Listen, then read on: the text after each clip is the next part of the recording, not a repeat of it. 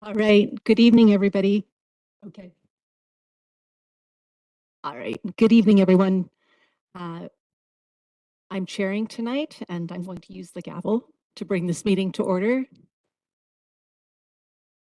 So thanks for joining in tonight, and I'll check in with Maurice. Are there any addition of late items? There is no late item. Great. Thank you. The city would like to acknowledge with respect and gratitude the Tinaha Nation and people whose traditional territory we're living on. And I'd like to table the agenda for approval. Do I have a mover? Okay, Councillor Royer, and a seconder, Councillor McBain.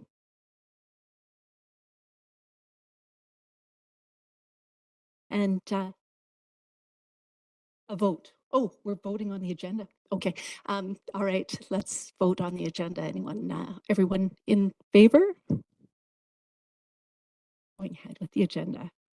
So we'll look at the minutes from the last meeting. The last committee of the whole meeting was actually held on June 7th, 2021. So it's been quite some time. So the committee of the whole meetings are not held very often because we actually have had quite a few special meetings that take the place of the committee of the whole. And so budget meetings, specific topics. So yeah, reaching all the way back to June 7th, 2021 for the last meeting minutes. Do I have a mover to accept the last meeting minutes? Thank you, Councillor Roberts and Councillor McBain. Thank you. Great. All in favor? Thank you. Okay, with that, we'll move on to presentations. So Manager of Planning and Sustainability, Troy Pollock, will be presenting tonight on public hearings and orientation to public hearings. So over to you, Troy. Thank you. Thank you very much. Yeah, so I've shared the slide deck with council in the agenda package there. I think Maurice is just gonna hold those up again here. Here we go. This is a bit of a refresher. We did go over some of this, I guess, in the original orientation sessions there with after the election. But we had wanted to just kind of go a little bit more in depth tonight, I guess, but at the same time, I think there's a dozen slides here, so we didn't intend to spend too much time on all of the slides, but there's a few key ones there. Just to, I mean, as you've seen so far in the recent term here, there. Oh, sorry. So yeah, the public hearings, but like I said, we've had a little bit of experience with those recently. There'll be more coming up as we've gone over in the past. These are statutory requirement for any time we're looking at bylaws that are amending bylaws that amend the official community plan or zoning. And in a couple of recent examples, we've made use of the legislative tools to proceed to consider a couple of bylaws without a public hearing. And that can be done if there's only an amendment to zoning that's proposed that already complies with an official community plan. And so there's been a couple bylaws recently where we've made use of that tool. But I do want to speak about the examples of where we do go through the process of public hearing, whether it's for OCP amendment or zoning. And of course, the public hearing then needs to be held anytime between first and third reading.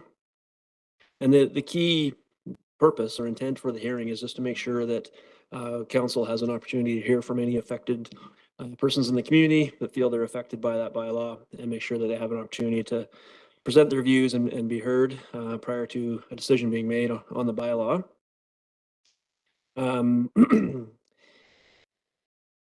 Again, the it was working a second ago. Just advance one there, please. Yeah.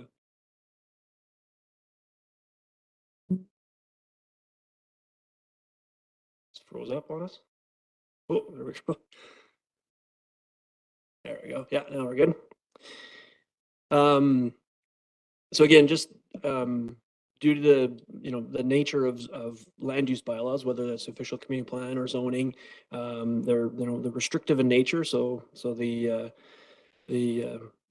reason there is why we have the public hearings is to give an opportunity for anyone that feels they're affected to have some say and share their thoughts for or against any amendments.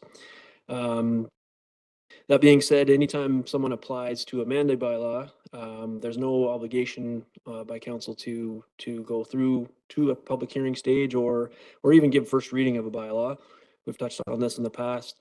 There's a duty to consider that application, but that really just means as much as putting it on the agenda and giving it consideration, and council can choose to proceed with any readings or a public hearing. But if there is,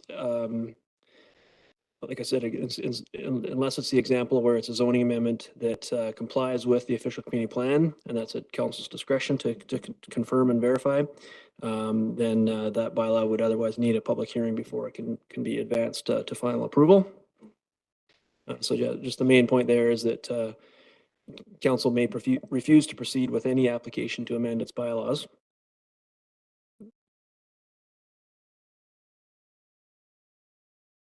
This is frozen on me again here.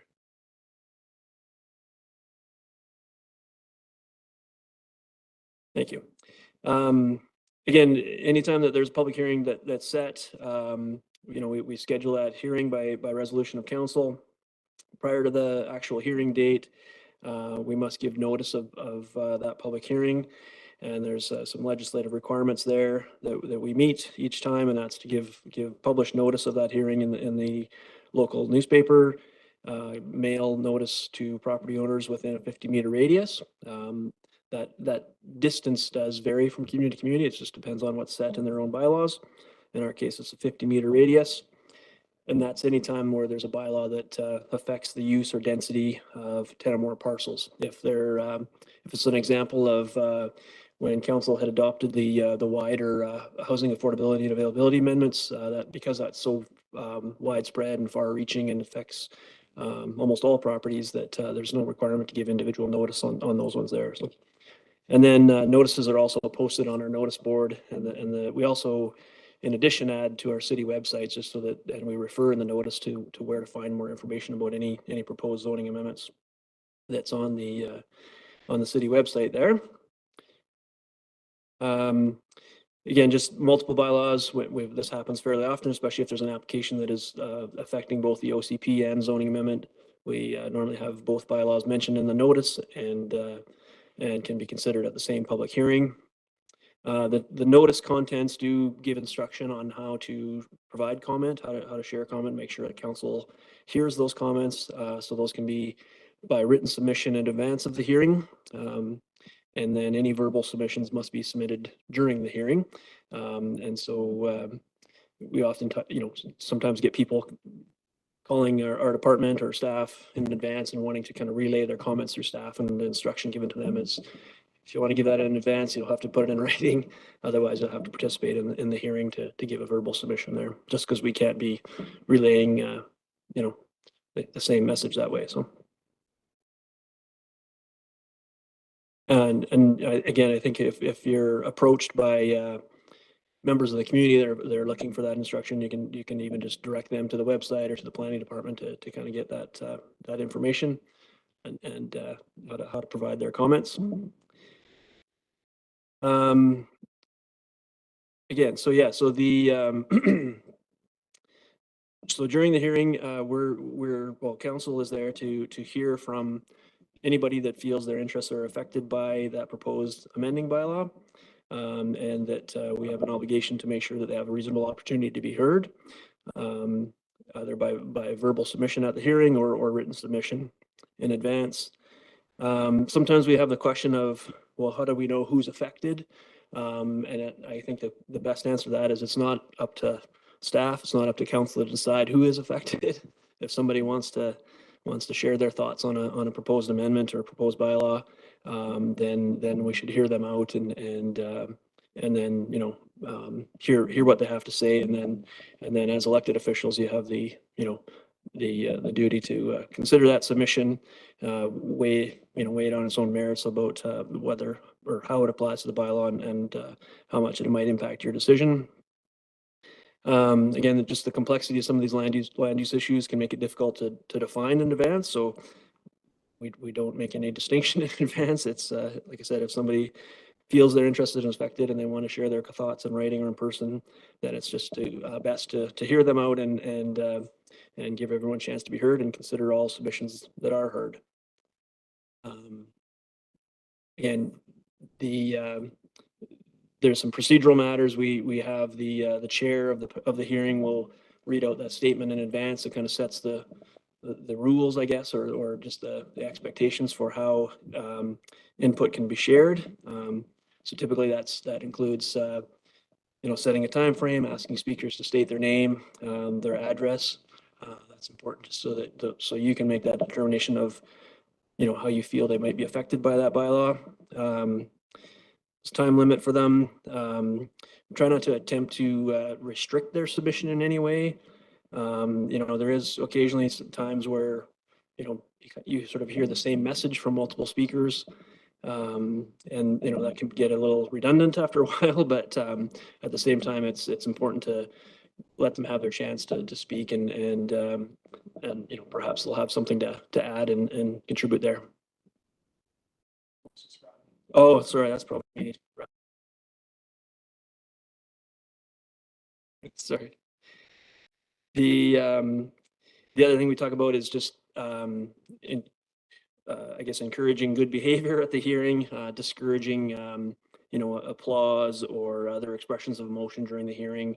That can be intimidating to some that are in attendance, whether it's in person or on the phone. And no one should be made to feel that way while they're attending a public meeting like that. And it's a rare occasion, but the chair does have authority to dismiss someone that's displaying any inappropriate behavior, whether that's just being disorderly, disrespectful, threatening, or bullying anybody. The again, council's role during the hearing is to listen. Again, there can be opportunity to ask questions through the chair of the hearing to get clarification of speaker statements.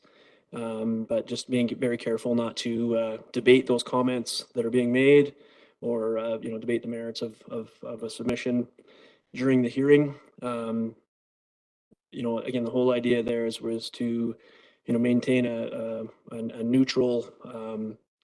neutral sharing of information. So if there's any pre-existing views, it's best just keep those to yourself prior to and during the hearing.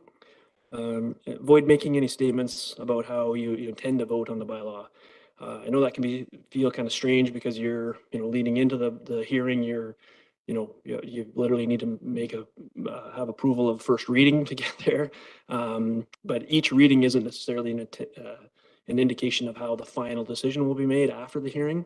So I think and it's natural to comment and speak about I guess to some degree how you feel about the proposal, your thoughts on it. But I think the guidance there is to just make sure that you're keeping an open mind and keeping your mind open to persuasion, to any information received during hearing, and that way there's no no perception of bias or that you're everyone can truly feel like they're being heard through the hearing. Staff's role during the hearing is also to listen and just be prepared for any questions from council. So council may have whether it's just simply procedural questions or clarification about what's actually being proposed. That's best that comes through the chair. An applicant for the proposal may be in attendance. They don't have any special role over any other public members that are in attendance. They can, at discretion of the chair, maybe speak first, or might even be asked upon to kind of comment on a question or a clarification again of the proposal. But just being careful that that there's no, debate in the audience or amongst participants in the hearing about the proposal. So again, that's just trying to keep the room under control, I guess, if you will, just so that there's no, again, no elevated emotion or anything like that during a hearing.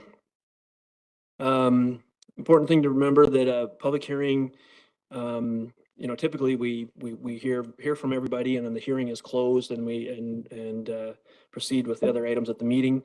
The public hearing may be adjourned, which just means that it'll be continued again at a later date.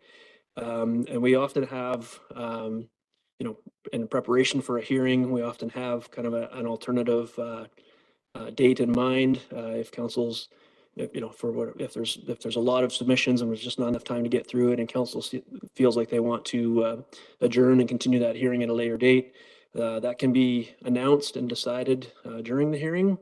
And then that way there's no need to provide additional notice or publish additional notice or send out additional notices if that the date and time and the location for that adjourned hearing is announced and clarified during the hearing, then that may be continued later. I think that's only happened once or twice in my time here, but it is a possibility if needed.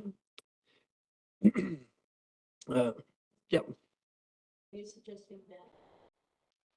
Oh, sorry. Pardon me. Todd, were you, just to clarify, so you could be in the middle of the public hearing and adjourn it and then pick it up later at another date? Yeah, like I think, probably a more typical example would be that, we've gone on for some time. There's lots of speakers that have spoke already, but there's an obvious number more.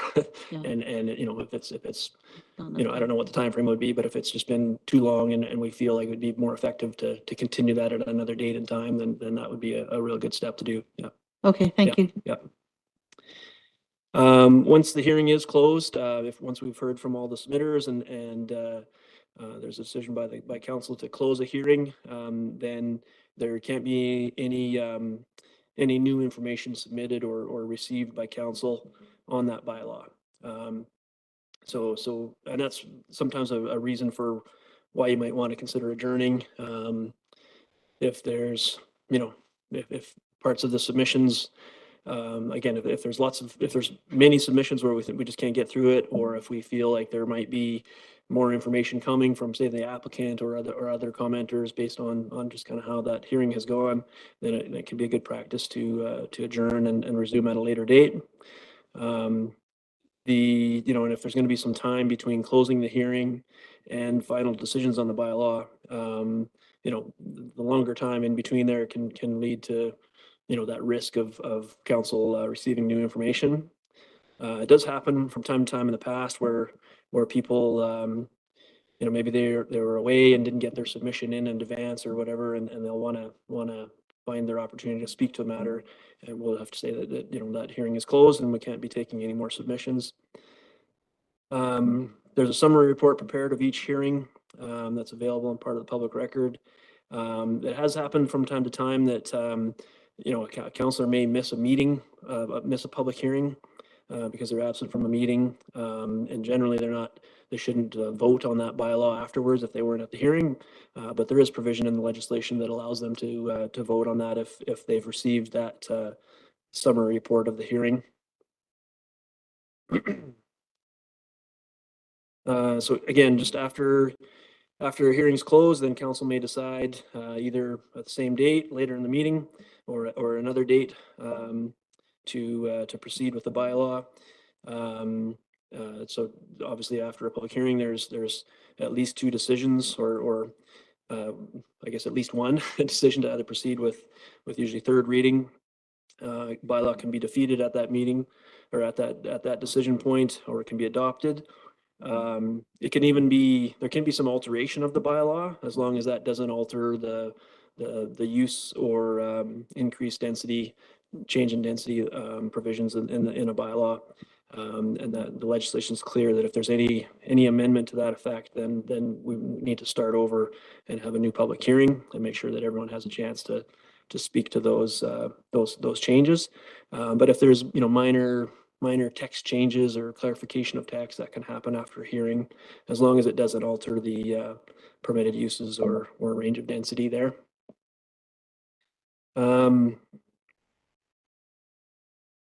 We talked about once the hearing is closed about not receiving new information.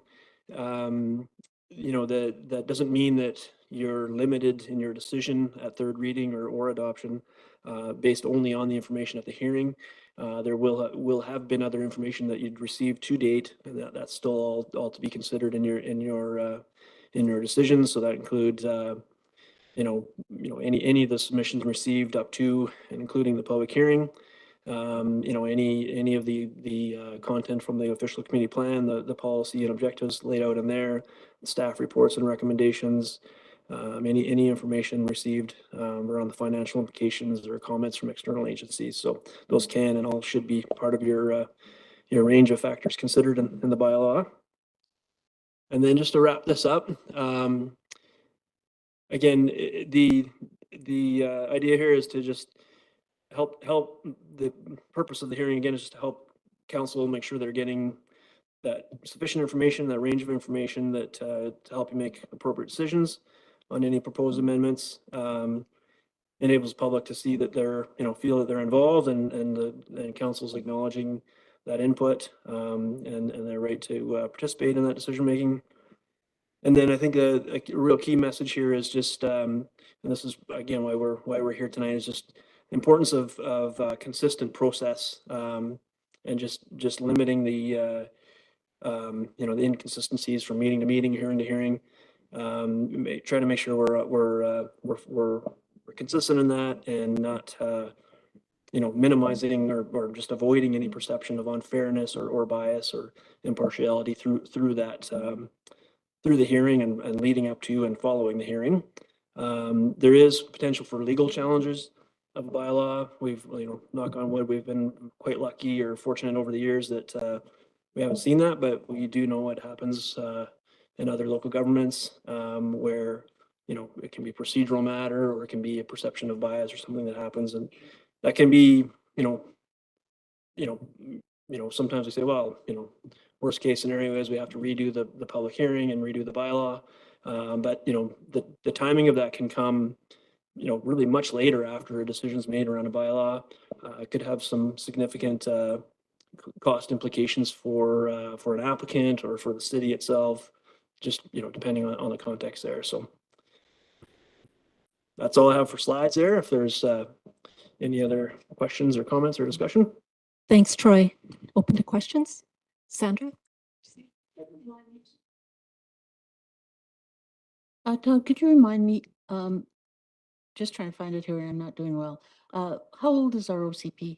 When was the last time it was developed? Adopted in February 2018. 2018. Okay, Yeah. thank you. Councillor McGuire. Yeah, I have a few questions. Just on the process, you mentioned that we could do a public hearing between first and third reading. And also that once the hearing's closed, elected officials cannot accept or receive any new information on the bylaw. I'm curious, is that from the public that we can't receive new information, or can we ask for further information from staff, for example, to make that decision? Yeah, I think you can ask questions of staff, and there will be staff report to accompany consideration of third reading or adoption. Our report will be summarizing information received leading up to and at the hearing, and or any other technical reports or like that might have been provided. If there's questions of clarification, that you should definitely come through the chair and through to staff. But yeah, no new information from public members or from the applicant or anything like that. But if there's something that comes up during that meeting and we have questions about it, especially if it's after the first reading, we still have 2 more readings to go through. We can ask those questions and get further information from staff. Yeah.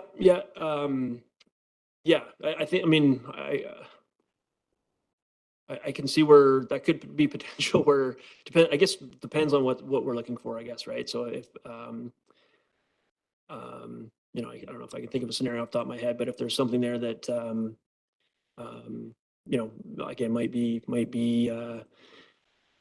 deemed new information, or it might be something that we should be gathering comment on from the applicant or from the community, then that might be where we say, listen, you know, we might need to step back on the process wise that way. But for the most part, you'll be getting a recommendation from staff around third reading and adoption. Yeah. Right.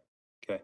And then also there was a section during the public meeting where you're talking about things that we avoid saying or avoid making statements about how you intend to vote, et cetera. And I recognize the wisdom in that, but I'm just curious, up until now, I've not really taken the opportunity to speak during that. Usually I'm speaking during the third reading that happens during the same meeting about things that happen during that public meeting. So I'm just curious, is that something that we're encouraged to do, is actually speak during a public meeting, or is it more? Yeah. So, yes. So, sorry, not to cut you off. I think Yeah, no, go ahead. But it's leading up to the hearing and during the hearing is, I mean, again, it's to, you know, again, be open to new information, open to persuasion. Once the hearing is closed, and when it's at the point of considering third reading or adoption, I mean, it's quite normal and necessary for you to state your position on that and make your vote, right? You know, but as an example, you wouldn't want to, you know, criticize a submission or you know, any individuals that spoke for or against the bylaw. It's just, you know, you're commenting about your position on the statement, and you know, what information you're acknowledging and basing that on. That's fine, but so that's normal. It's just leading up to, and again, you know, prior to a public hearing, there's at least a first reading, often a second reading before that, and it's, you know, you need to make a vote during that. But again, and it's not to say that you can't say something like, well, we support moving forward and considering this, or I support this, and you know, I'm looking forward to receiving any submissions from the public or from the applicant during the hearing. You know, those are, that kind of stuff I think is very fine and normal. If it's, you know, stating your, you know, just outright support or opposition to something, and not being, you know, not stating as well that you're, you know, it's one thing to say that you support the proposal, but you also need to just, again, maintain some an openness to like I said, persuasion or. Yeah, I'm more speaking to during the public hearing, and Yeah. I'm just, I'm guessing that we're meant to keep our comments to questions about what the Yeah. person's saying, You can. or maybe at the very end of the public hearing, just acknowledging what we've heard or something like that. Yeah, I mean, if you wanted to just be clear that you've heard somebody the right way, you might sort of paraphrase that and say, is this, you know, just so we are all on the same page, is this what we heard here? Yes, okay. You know, again, so seeking clarification is perfectly fine. But you know, to dismiss a submission at the hearing would not be a good move. Yeah. And I just have one more clarification. After the hearing is closed, council may decide either same day or a later meeting to adopt or defeat. I was always under the impression that we had a third reading, and then we adopted it at a future meeting. That seems to be how we've been doing it. Yeah, Is well, that general practice, or yeah, it seemed to, there was a little bit of unclarity there. I couldn't it really can follow. be either way. So there, if you know, if the bylaw is going to proceed and get to final approval or adoption, yeah, third reading would be the first decision after a public hearing. The adoption decision can happen at the same meeting. However, what's been fairly common lately is there's usually a break in between third reading and adoption because we're waiting for final approval from Ministry of Transportation.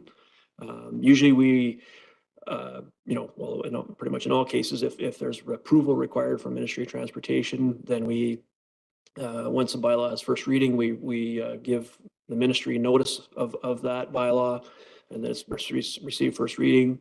They usually provide some initial comment or feedback on that.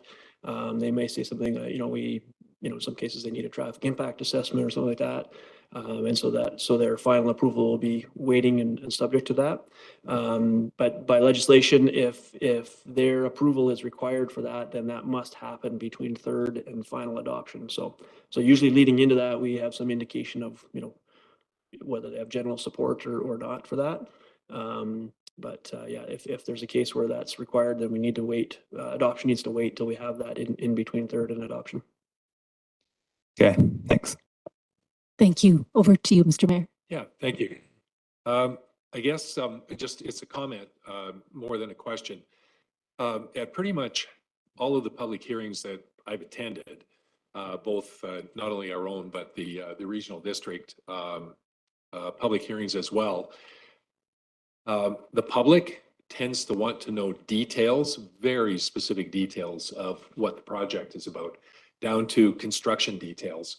And it's rare, if ever, that a proponent will have anywhere near that level of detail. It's really expensive to get to that point, and if zoning is not guaranteed, there's no way that they're going to go through with putting all of those details together. But the public, no matter how many times you mention that this is about land use and it's a zoning decision, they want to know the details of a particular project.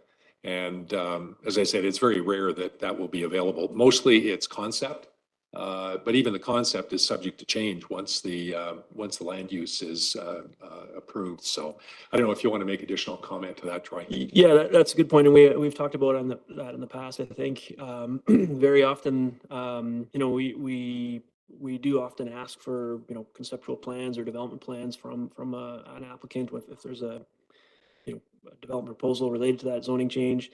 But those can be subject to change if that bylaw is approved. There's very often a development permit stage that would come back to council as well, where some of those additional details are more clear and confirmed. And then ultimately there's a building permit stage as well, where a lot of those details are. But and it kind of depends on the context too, I guess, on just what's proposed.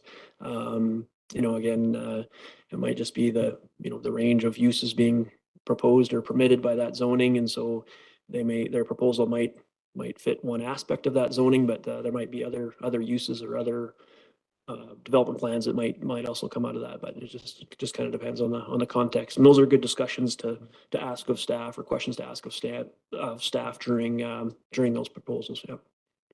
Yeah, and further. And it's, we have, I don't know, at least 2 or 3 different permitting stages through the process where staff negotiates with and makes sure that once the zoning is moved ahead, that we end up with the best possible proposal or use of a particular, proposal as it goes forward. Over to you, Councillor Roberts. Yes, thank you. It seems to me that the concept of moving from third reading into approval, or is it approval, that you're saving a little bit of time. If we're going to move ahead with it, let's move ahead with it. Let's give those people a chance to get to those development stages and have those conversations before Christmas, sort of thing. Let's keep it moving. If that's the decision that you're going to do the zoning, then let's keep it moving. Yeah, Make them hang around another month until there's another meeting. that's a good point. Very often it's ideal to at least have third reading considered soon after the public hearing. Again, just to try to minimize that time frame where new information might be attempted to get to you. So yeah, we usually try to have very often the third readings at in the regular meeting soon after the hearing. But yeah, our hands are a little bit tied sometimes if we need to wait for that Ministry of Transportation approval for final approval. So I have a question. I'm wondering about timing. When council sets a hearing date, how long into the future? Yeah. Would that be a few weeks? It depends a little bit on the meeting schedule, I guess, and when things are proceeding.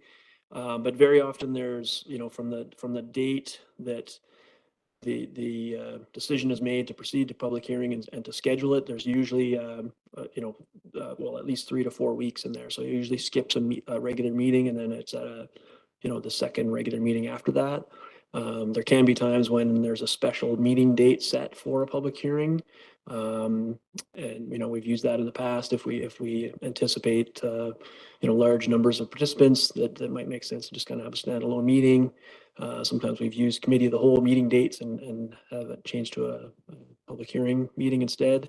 But yeah, there's some, I spoke about the notices that need to go out. There's some timeframes around that, really, at least a couple of weeks before.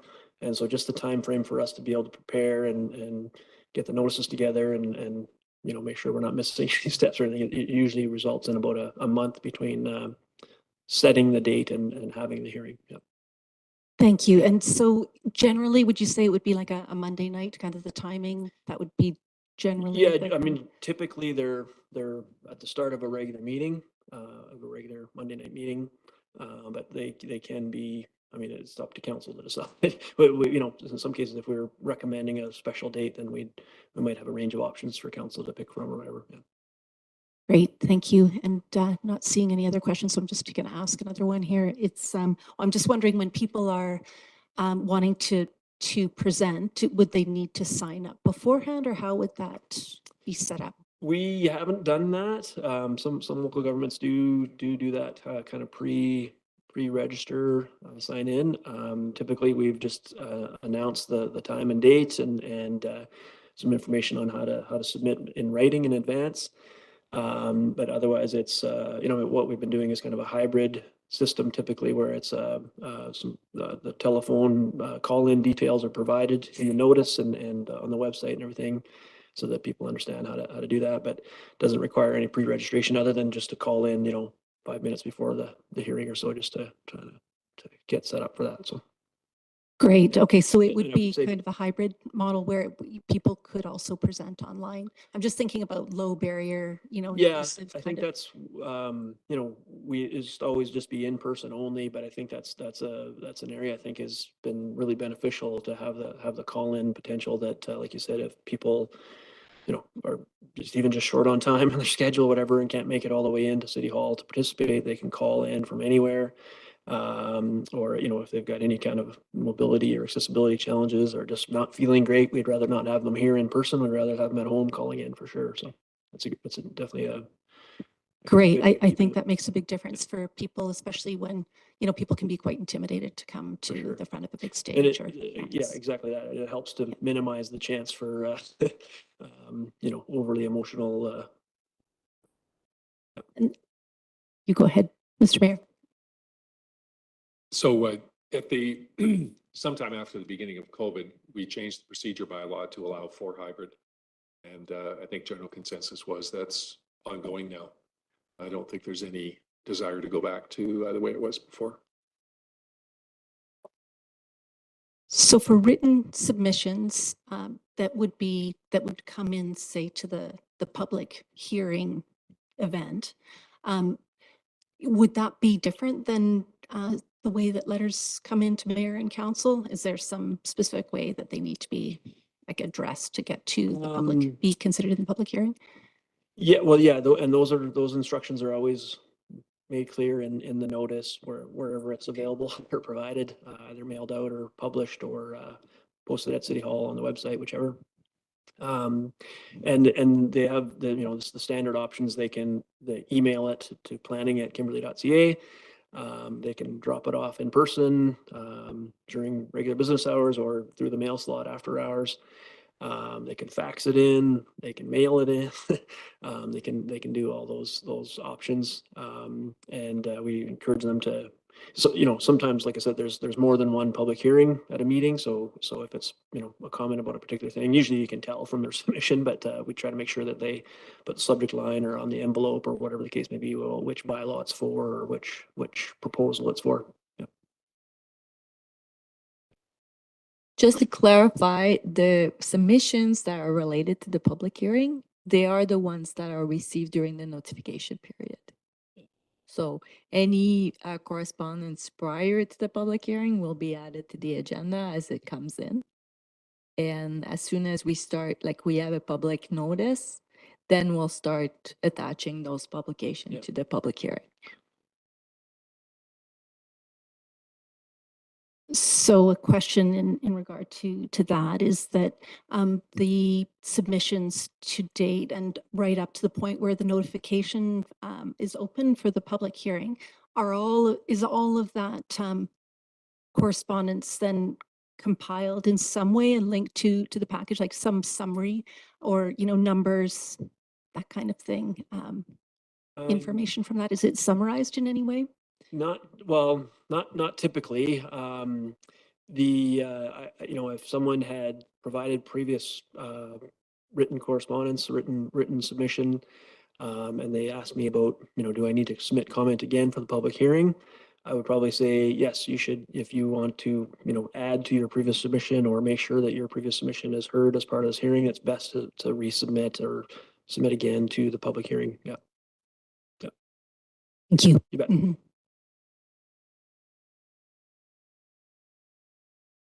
All ahead. Thank you.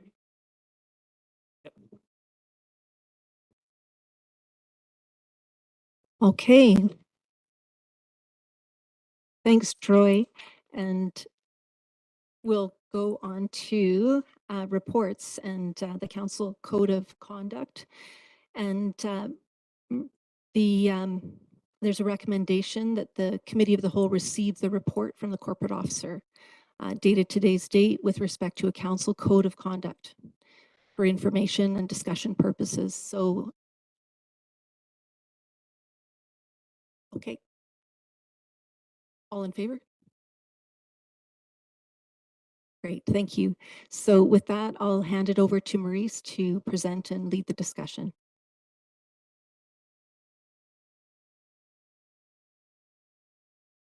So I realized that there was quite a bit of documentation attached to the report. I tried to keep the report simple, but then the mayor noted that Mr. Mayor noted that there was 65 pages of reference material. All good. So in order to kind of lead the discussion today, I decided to like prepare a PowerPoint to just kind of lead us in the discussion.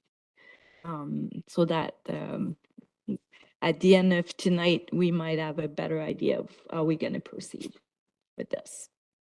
So as a summary, so this is like the outline we're going to follow tonight. We'll review the legislative framework and the prescribed principles, the process, make sure that we're all on the same page on this one. And then if council decide to move forward in working towards a code of conduct, we'll review code of conduct's contents. So council code of conduct is a new requirement under the community charter. It's City of Kimberley Council does not have a code of conduct. There was a few conduct that had been specified within the council procedure bylaw, but there was no actual like code of conduct. So we were basically relying on the community charter sections related to confidentiality or gifts or etc. So this is what the new sections of the community charter are saying, is that within 6 months after the first regular council meeting following a general election, a council must decide whether to establish a code of conduct for council members, and if a code of conduct already existed, to review it. So that section doesn't apply to us because we didn't have a council didn't have a code of conduct. If council in making the decision to decide if council wants a code of conduct, needs to consider the prescribed principle. So those are the principle that are prescribed by regulations, and other prescribed matters and prescribed requirement. If council decides that it does not wish to establish a code of conduct, it must make available to the public a request on request, a statement respecting the reason for its decision. So the prescribed principles that came out of the principle for Code of Conduct's regulation are that council members must carry out their duties with integrity. Council members are accountable for the decisions that they make and the actions that they take in the course of their duties. Council members must be respectful of others, and council members must demonstrate leadership and collaboration. So in order to kind of like, because at the end of the day, this is council's code of conduct or council's decision. In order to facilitate the discussion, I have some questions, which the first one is, why is developing a code of conduct important for to Kimberley Council? Madam Chair? Over to Councillor McBain. Okay. Well, I can, a reason to me is to kind of establish some goalposts on how to play in the sandbox together and within our community. So, because without that, I mean, I think everybody, you know, tends to understand what proper conduct is, but if you don't have, you know, some type of prescription to fall back on, you know, if you do get into the gray area, at least you've got something to refer to. So I you know, in most lines of work that I've done, something like this has existed, and I find it's a nice document to have in case issues arise. Over to Mr. Mayor. Thank you. I guess I certainly support this for a couple of reasons. I think it's sad that this is coming into being because there has been so much bad behavior from a number of councils around the province, and that the province is feeling obliged to demand that, you know, we explicitly do something like this. It's just hard to believe some of the actors and actions that have been involved over the last 6 months or so. But what it really points out is you don't need it until you do. And when you do is not the time to be trying to put something into place. You want to do that while there's no pressure to make that happen. And I think it's also a reminder for all of us around the table as elected officials what our role and responsibilities are with respect to the job that we're doing. And it never hurts to have that reinforced again and again. So yeah, I think this is an awesome idea. Thank you. Thank you. Over to Councillor Roberts. Thank you, Madam Chair. I think as I look back to the presentations that were made to us by the government officials and the speakers that we spent time with in, is that February, I believe? February or March. It kept coming up. It kept coming up. The situations that were occurring around were devastating for some people. The disrespect that was people were being treated with, the yelling that was taking place to intimidate others, and the fallout about that was trying to find enough people to even run for a council anymore because it was deemed to be an unsettling place to be. And I think that I agree with Mr. Mayor and with Jason that if we don't have something to fall back on, then it's our own fault.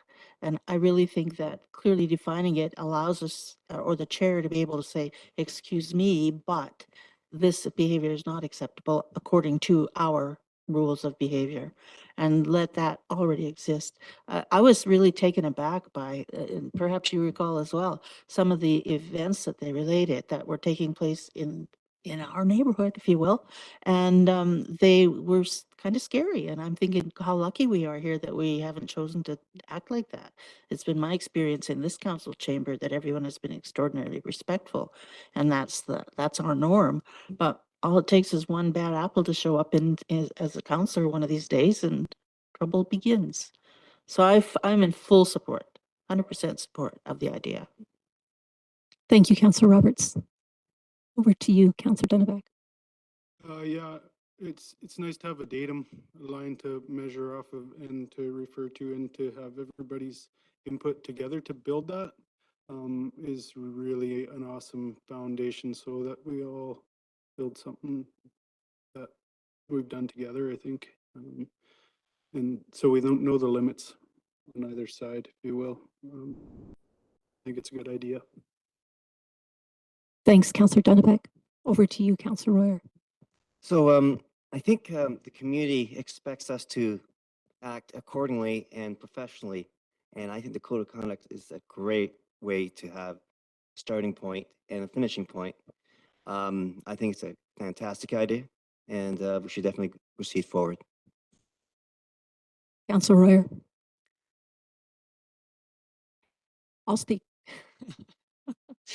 I agree with all the points that have been made. I think having the ground rules, something to just set the foundation for the work that we do. I think it's an excellent idea, and it actually helps to relieve a lot of pressure when things do go in one direction or another. And yeah, I fully support this.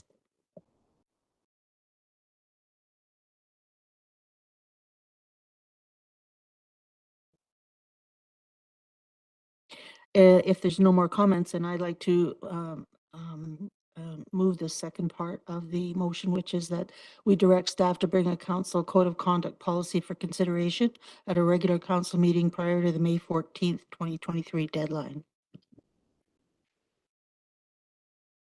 Thank you. So Can we wait for the vote on that? okay, so we'll move to vote on this. All in favor? favor? No, just like, You wanna- there is a few things in that presentation. Not that I want to talk more, but it's definitely that code of conduct is, is your project.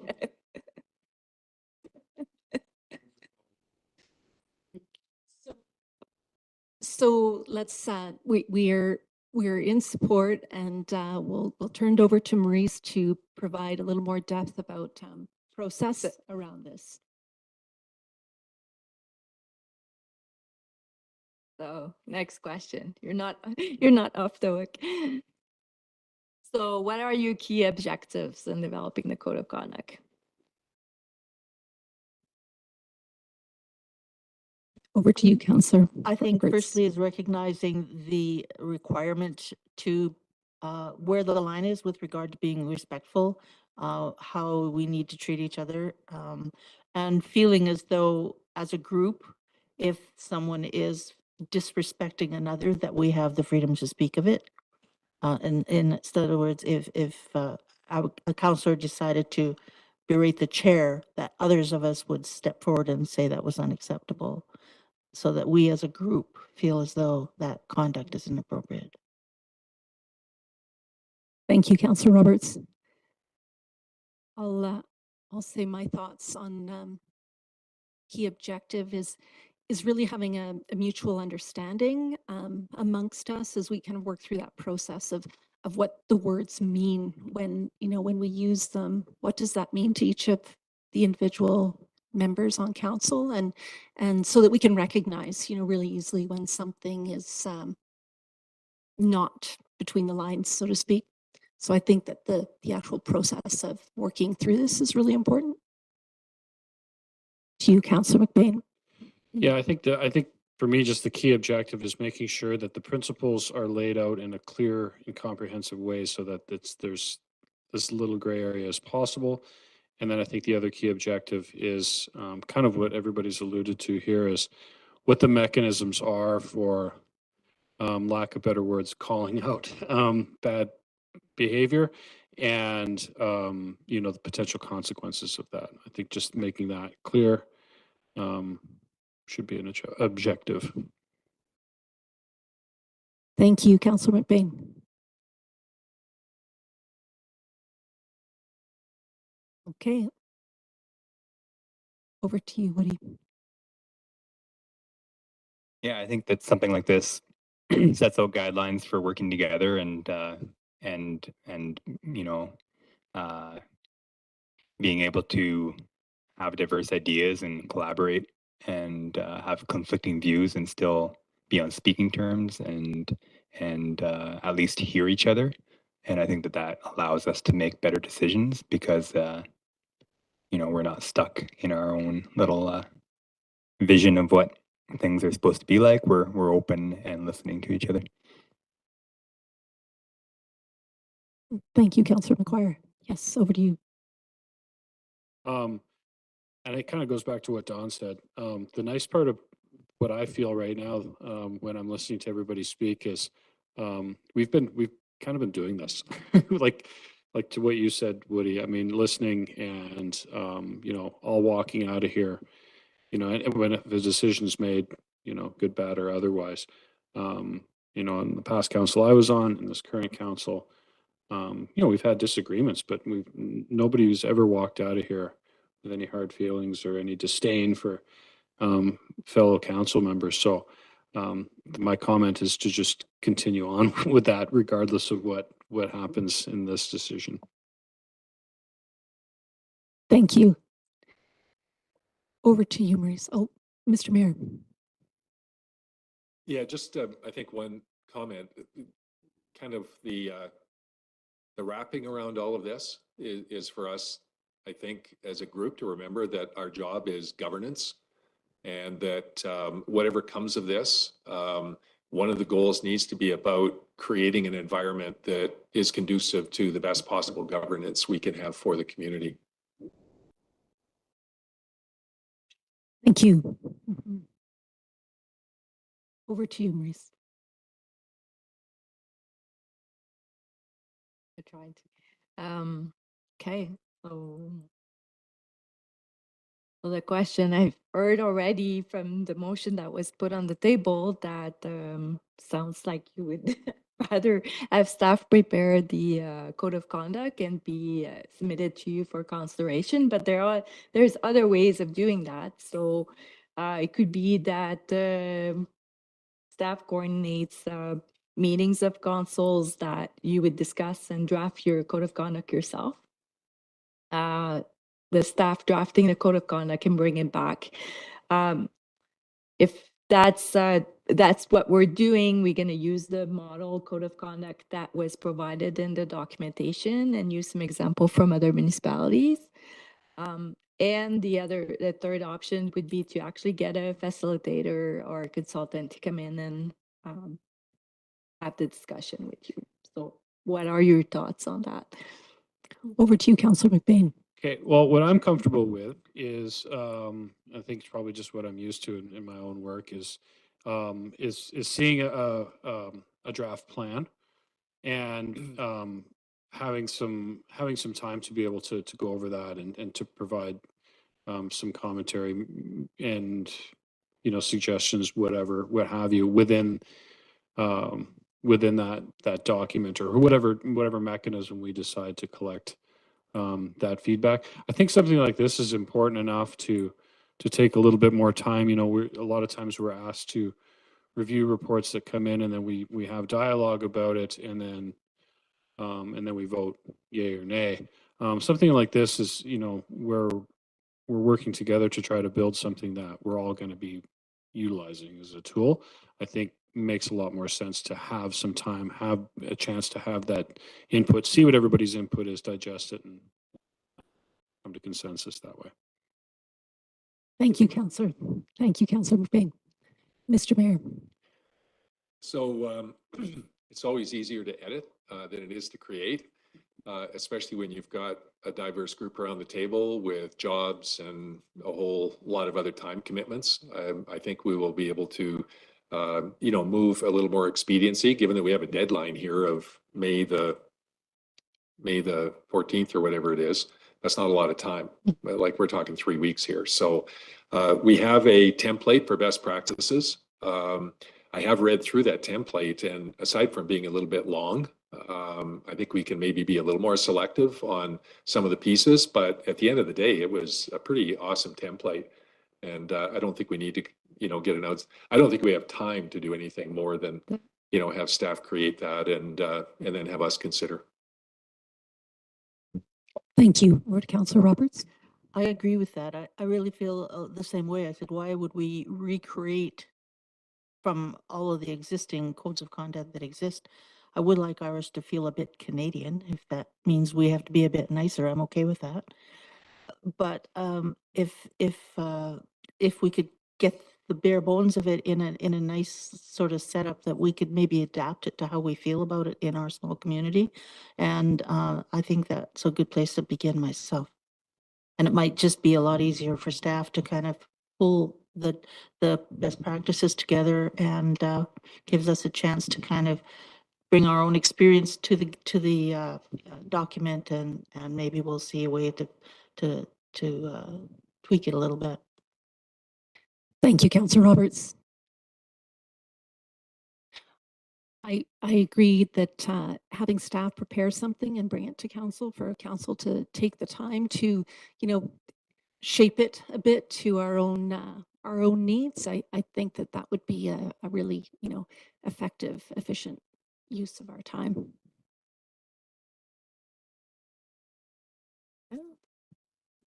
So would you like me to restate that motion? Yeah. I think we Yeah, already voted on it. Yeah.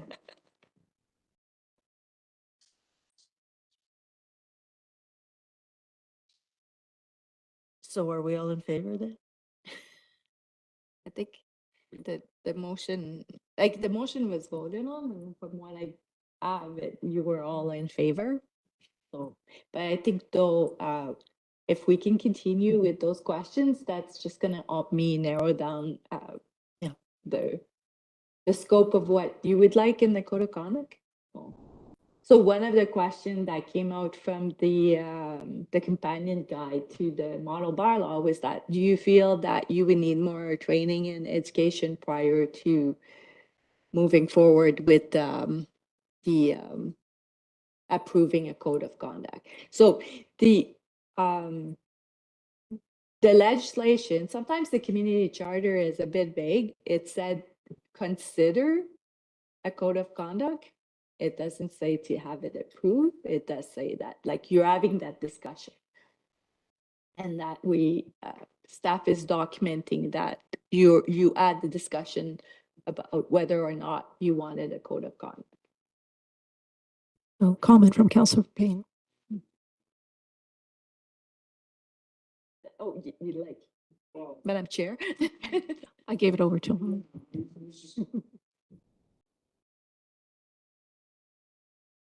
Oh, there we go. Yeah, I think if I just can make a comment on the training, I don't necessarily think it's necessary. That we've shown no indication, at least up to this point, that that there was a reason to. And plus, several of us are, depending on what capacity you work in, if you're in a society like, well, for myself, being a member of EGBC, I'm already bound to a code of conduct in my professional work. I mean, this kind of just falls along the same vein. So, and like I said, I go back to the fact that I've seen no reason for anybody here to go through a training session to get themselves up to speed. So that's my comment on that. Thank you, Councillor McBain. Over to you, Councillor Royer. Yeah, I have to agree with Jason. Anybody owns a business or is working, they have their own code of conduct, and it's pretty well parallel and agree with everything that needs to be done and said. All the conferences I'm going to, and we're getting educated. I think we're doing really well. So let's just keep going the way we are right now. Thank you, Councillor Royer. Over to you, Councillor McGuire. Yeah, as far as training around code of conduct, suggests that would be required if it was stipulated within the document and it was triggered by something, but I don't think that this council specifically needs it at this time. You, Councillor McGuire.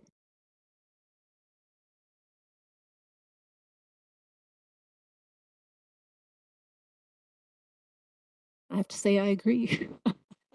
I think to put time in to training, I don't think it's actually really there's been no indication of the need for it. So I would suggest, especially with we've been attending our training and getting a pretty good sense of the topics. So I tend to agree with the rest. Over to you, Councillor Dunnebeck. Yeah, I think ultimately, like, we all read an oath to be here and to respect everybody and listen. And I think that we are all definitely doing that. And that's why we're here, to respect each other and work together. And that's the base to a really good team. So that's just my 2 bits. Thank you, Councillor Dunnebeck. Over to you, Maurice. So if we're following the principles that are required under the regulation, there's going to be section on integrity, respect, accountability, and leadership and collaboration. Is there other values and objective of Kimberley City Council that you would like to see in this code of conduct? I think I think those 4 are simple, concise, and I don't feel any need to go anywhere beyond that. Thank you, Councillor McBain. I personally think it gets a little wordy if we start adding more. There's a lot there. Over to you. I think that we can treat the code of conduct like a living document too. And although it's better to have the code of conduct in place before it's pressure tested, there's a bunch of additional policies that we could review later, and we could always amend the policy or bylaw as needed, as things arise. Hopefully they don't. Point. Thanks, Scott. Mm-hmm. Okay. Over to you, Maurice. Oops.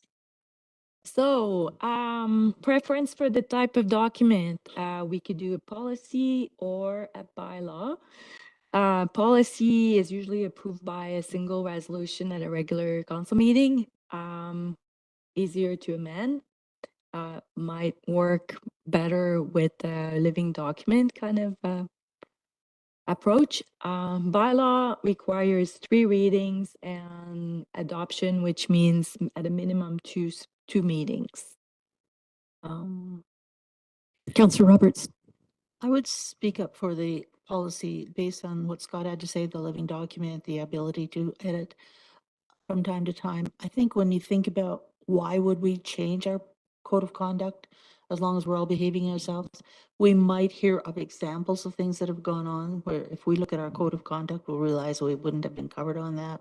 And that might have been a good opportunity for us to upgrade our code of conduct so we could avoid that potential.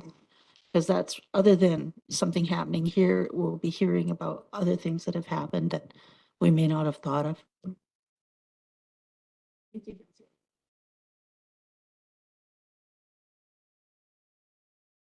Councillor Royer. Yeah, I like the policy too. It's simple, clear, and we're kind of like on the deadline too. So I think it'll work really well. You, Councillor Royer. I agree on the policy front.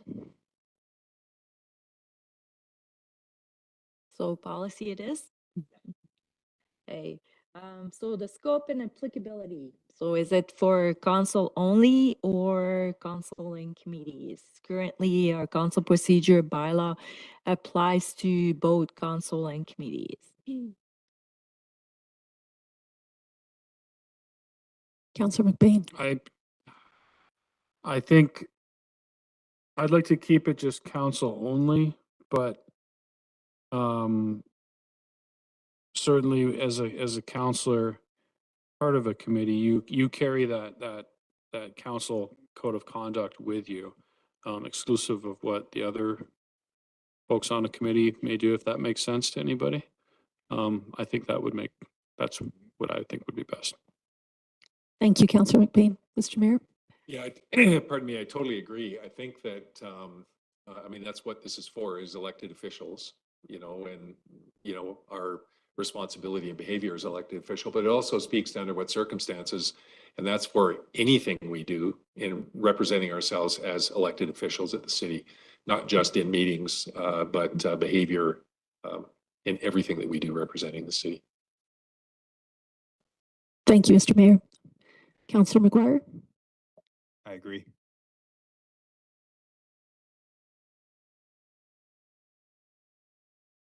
So that was the next, oh, sorry. Sorry, just one last comment about the idea of council and committee. I think from time to time we have people that are not on council on various committees. And I'm not sure that, as while we may disapprove of someone else's behavior, I'm not sure that we can necessarily manipulate or manage that, whatever, other than to speak up against it if we are involved in it on some level. But I don't know that we can necessarily hold a committee member to a policy, someone from outside of the organization. It would be for committee of council, not the committees that you're appointed as liaison.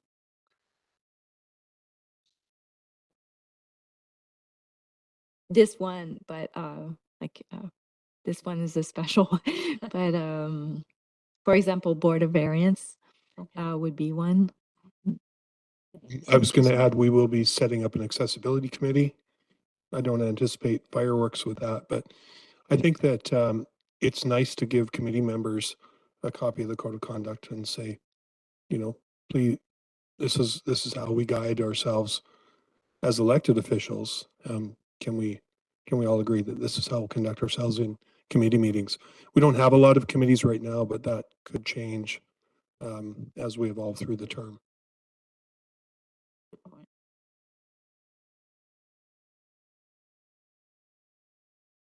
Well, in view of that comment, then perhaps I would change my perspective. You're right, as long as we were able to provide them with a copy of the code of conduct upon the start of the committee or the group of committee members. So just to clarify, Scott, if I might, the policy, and I'm just going to say policy now, will focus council only, but we just use it as an ancillary essentially for a committee. Like it's not going to be something specified for each committee, or here's the council code of conduct, and then here's one that extends on. It's just one thing, right? I think that this tool could be used if you have a committee and someone on it is not conducting themselves. We do in council or at other committee meetings. Many of the committee appointments, most of them are appointees, and if that person isn't conducting themselves accordingly, they could be removed from that committee, and someone could be substituted in that is, you know, more productive and more respectful and easier to work with. So I guess I was just clarifying now. We're just having one document. yes. Okay. Yeah. That was. Okay. Sorry, I missed the question there. So that the difference is the applicability of the document. Does it apply to council only or council and council's committees? Mr. Mayor? Yeah, so that's a good differentiation. I think what we're talking about here is behavior, and it's the behavior of anybody associated with, you know, council or committee. We expect that behavior to be consistent. Even though the code of conduct itself is being put together for council, you know, as elected officials, it doesn't mean that we can't set an expectation for behavior beyond council, you know, where that's appropriate. Thank you, Mr. Mayor. Yeah, as the conversation evolves, absolutely, I agree. Makes sense that if they're city committees, that people would be bound by the code of conduct for those committees as well. So I would say council and committee. So what I'm hearing from the way the discussion evolved is that we're gonna prepare a document that will include council and committees of council. So under what circumstances, I heard that Mr. Mayor mentioned that it should be behavior beyond meetings. It should apply to performing other duties. Yeah. Yeah.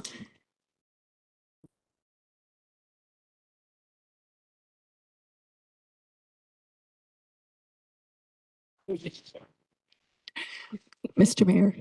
So I have a question for Maurice. So using the Board of Variance as an example, a person who has been appointed to the Board of Variance, if they're, for whatever reason, a member of that committee needs to be removed, how do we do that?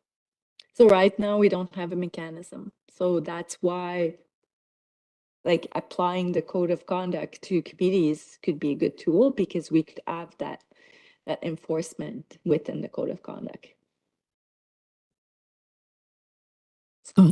I have some experience from a previous municipality in removing someone from the Board of Variance. So there are ways to do that outside of the code of conduct.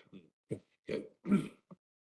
Further? Mr. Mayor. Yeah, the reason I'm asking the question is that it's quite different for an elected official in terms of removal, which essentially can't happen regardless of how bad your behavior is, unless it's criminal conduct. It's very specific, and yet with the committee members, there must be a way for us to be able to, kind of keep a lid on, just bad behavior. That's why I was asking the question. I think it's different for committee members versus a councillor or an elected official. Mm-hmm. So it could be done, basically, is the answer, but we want to use the code of conduct as the guidance for when that happens. Okay, cool. Thank you. Often it happens at the time of, that's why committee appointments are usually on a term basis. So often it happens at the end of a term, an appointment's not renewed.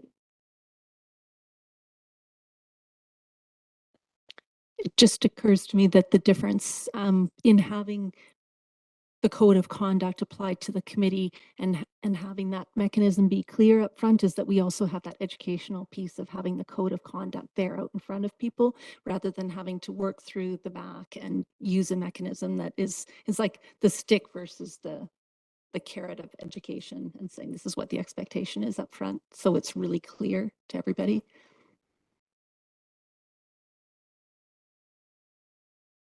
Okay, over to you, Maurice. So, so what I'm hearing is that I'll draft the code of conduct with the basic principles that are set by regulations. So integrity, respect, accountability, leadership, and collaboration. So if I put in front of you on the table the model code of conduct, and I was wondering, like, if you look at page 8 to 10, there are some principles under integrity, respect, and accountability and leadership and collaboration. And I was curious to know if there's some of those that you were thinking we don't want that in our code of conduct, or these are important for us. I'll comment, Madam Chair. Council. Yeah, I took a spin through them earlier there, Maurice, and I didn't see anything that seemed out of whack. But yeah, maybe somebody else sees some, but I already did look through it once and I didn't see anything that looked odd. Thank you, Councillor McBain.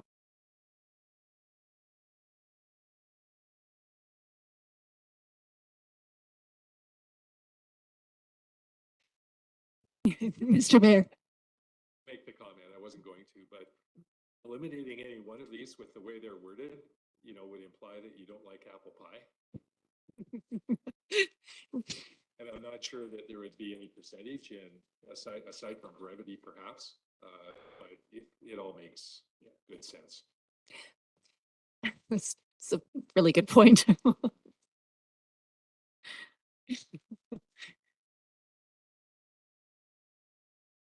Okay. What about enforcement mechanism?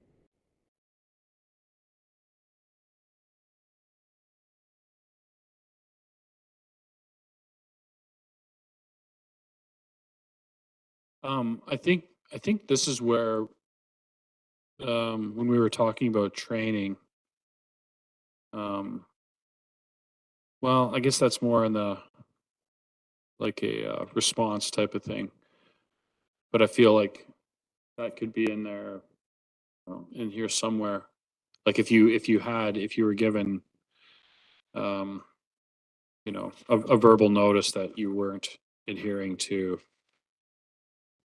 the code of conduct, maybe once, twice, there'd be some mechanism in there to, give somebody the opportunity to, it's almost like going on a performance plan, having to go through training. So I don't know what the answer to that is. I just think that maybe we're going to have a training, point, we should put it in something like this. Councillor Roberts. Well, in the midst of that piece of conversation, I picked up the workplace bullying and harassment policy, where there are some guidelines about that. And other than somebody raising their voice to us to try to get their own opinions across, what kind of bad behavior would be looking at? Probably bullying and harassment at the board tables. And they're not saying it in the apple pie document particularly, but maybe we need to get a little bit grittier in terms of what discipline might look like. Because it's sure we're saying we want you to be nice, but there's got to be a side that says, well, what happens when you're not? Especially when you can't, when as an elected official, you can't kick them out of their job. There's got to be some legal procedure, something have to take place. Councillor McBain. Yeah, it's difficult, right? Because I actually, kind of using your example, Councillor Roberts, I think we all kind of want to welcome people have the ability to say what they want to say, and sometimes it's not the nicest thing to have to hear, but sometimes, I think it's really difficult because we don't want to restrict what people have to say. I think it's the way that they say it is the key thing. So yeah, there's something I'll have to, I just don't have the answer to that right now, but I think there is a distinction, right? Like you want to let them be able to say what they want to say. Over to you, Scott.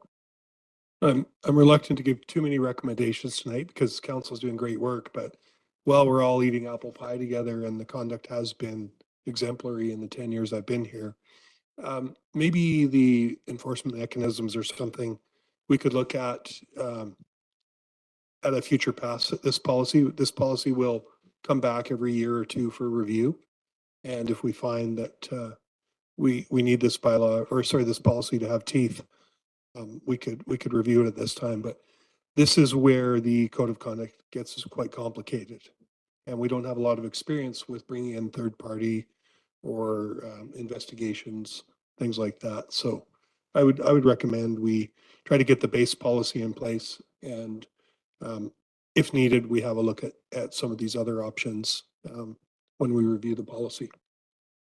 Thanks, Scott. Mr. Mayor. Yeah, thanks for that, Scott. I think that, if you look over the wide spectrum of things, if there is a breach, it can be anything from, a minor indiscretion to something very egregious. And the process that you follow, I think may change depending on the nature, of the nature of that. But I think I've seen in the past, in the once or twice on council here over the years that I've been on this council, where there has been accidental breach, where somebody has stepped outside the lines, but it was not all that intentional, but nonetheless stepped outside the lines. And I don't think you want to jump to sanctions, for somebody who's made a mistake. And so some kind of a, what's the word I'm looking for? Why am I trying? Well, if I can tack in, if I can tack into what you're saying, I think there was a line in there about being able to essentially acknowledge that you've made a mistake to kind of not necessarily right the mistake. The apology. Yes. Yeah. Yeah. So I think it does have that in there. So, and I guess my other comment would be that, you know, talking about consequences before we actually, you know, see kind of what it is we're going to produce consequences for would be a little bit of cart ahead of the horse, which I think is really what Scott was suggesting. So, yeah, I totally agree. Thank you. Over to Councillor McGuire. Yeah, I was just gonna say that that brings us back to the education and training piece, where I feel like that's our first, first enforcement mechanism is just to have a discussion, have an open conversation and/or training, and that could be for all of us, right? It doesn't need to be the individual that's being disciplined as it is. It could be for all of us. Thank you, Councillor McGuire. I'm going to jump in there too, and then over to Councillor Roberts. But that's where I was thinking about this from as well. Is you know, at the Local Government Leadership Academy, we heard a lot about people just talking about that ability to just informally, you know, reach out to one another and go, hey, you know, I think that was on the line, you know, and so, you know, just providing that, I think that's where education would be really helpful, is that communication kind of conflict management piece, so that we're learning more how to have some direct, personal, more difficult conversations with each other to go, you know, I think that was, this is how I'm thinking about that, and being able to have those difficult conversations in a respectful way, that don't necessarily put a person into a really into a formal process, you know, that can be, it can be completely, say, unintended, but it helps people learn, rather than going right into kind of a disciplinary type of action. Over to you, Councillor I was Roberts. just thinking, based on what Woody had said about the training, I think there's no time in anybody's future that we're always going to know it all. But what we do have is access to lawyers whose sole job is working with municipalities and who probably see these things continuously. And so I do think we have resources when needed. If we get ourselves into a pickle where we need to talk about discipline and we don't have the training and we're not sure what to do, it's there for us somewhere. Thank you, Councillor Roberts. Councillor McBain. Yeah, and I think if we can all agree, you know, right now that, you know, I think peer intervention is probably the first step, kind of what you're mentioning. And I think, you know, at least I'm in agreement with that. Like if I'm offside, somebody please tell me, and I would welcome that. And I think if everybody's in agreement, I think that would be our first step, right?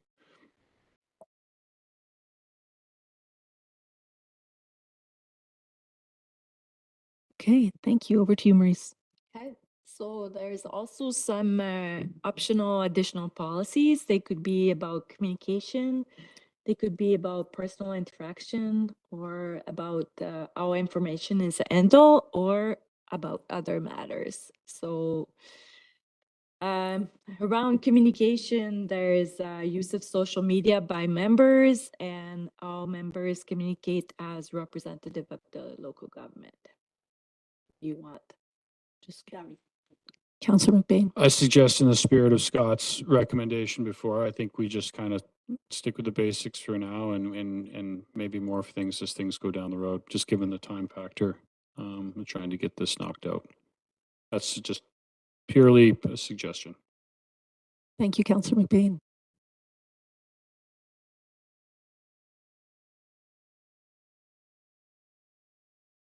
Sounds good to me. So the other ones are around personal interactions. So I put on your table the workplace bullying and harassment policy approved by council. And that policy does apply to council. So if you decided to include sections on personal interactions within your code of conduct, we would definitely need to do an amendment to that policy.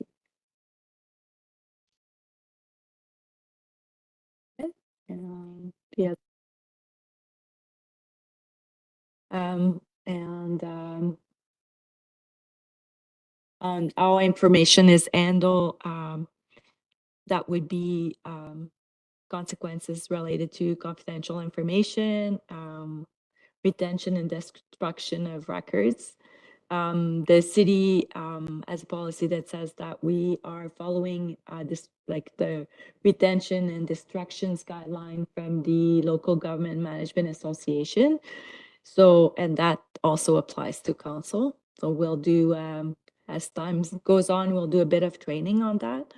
And we also follow the Freedom of Information and Privacy Act as well.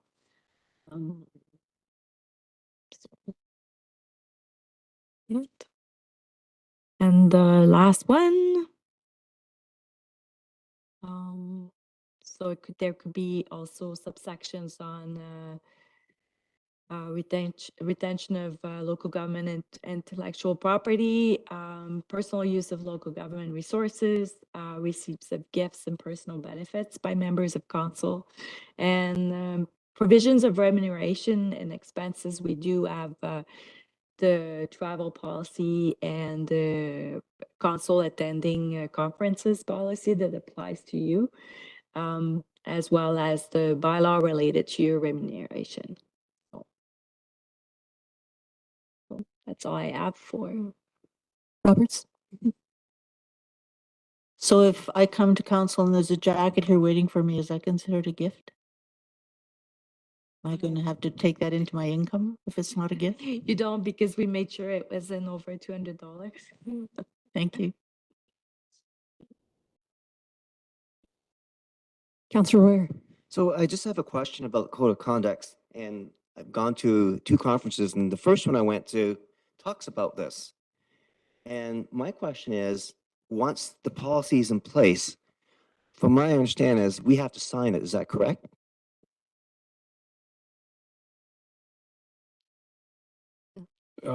There's a number of different ways to roll out the policy, but one of the suggested ways is that everyone signs it.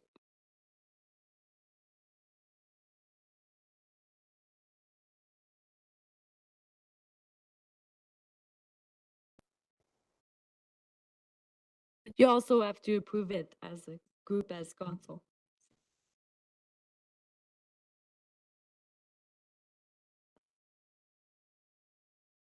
Have you got what you Any need? more discussion, More discussion? questions? Okay.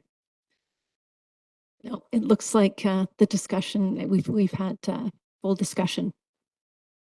So at this point, I'll ask a mover to adjourn our meeting for this evening. Councillor McBain and seconder, Councillor Royer.